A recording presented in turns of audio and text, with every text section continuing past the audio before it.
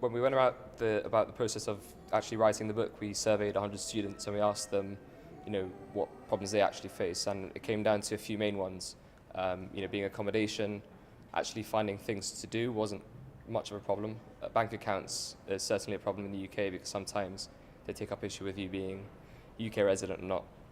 And there's also just the fact of kind of blending into moving to the UK because people don't really know where Gibraltar is. But on our website, there's actually a full spreadsheet of the main problems, and the book covers them.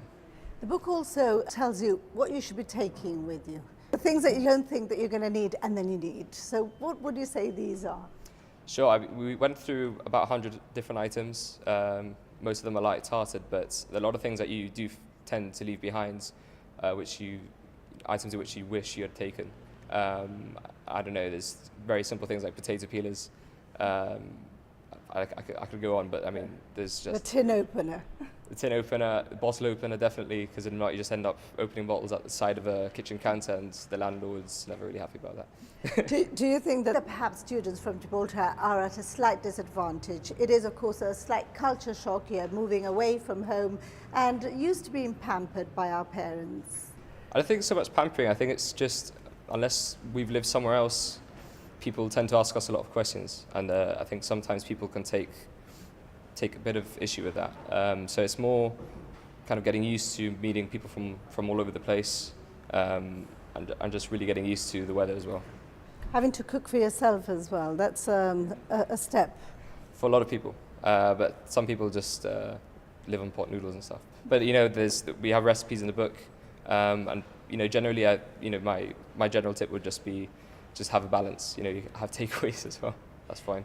How much support is there, official support is there for the students who are abroad?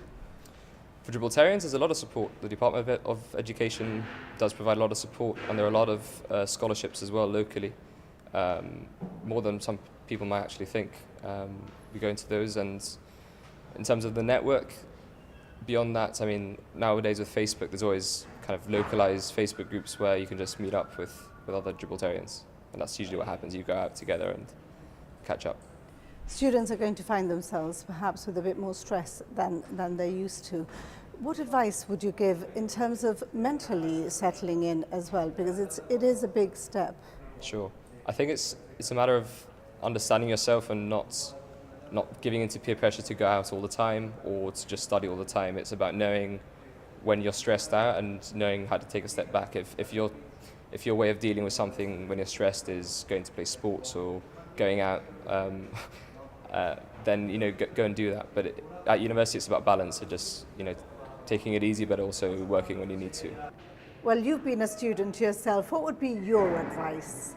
To realise that there are a lot more serious things coming, and university is not one of them. So you have to take it as it comes. Really enjoy it. Don't take it too seriously.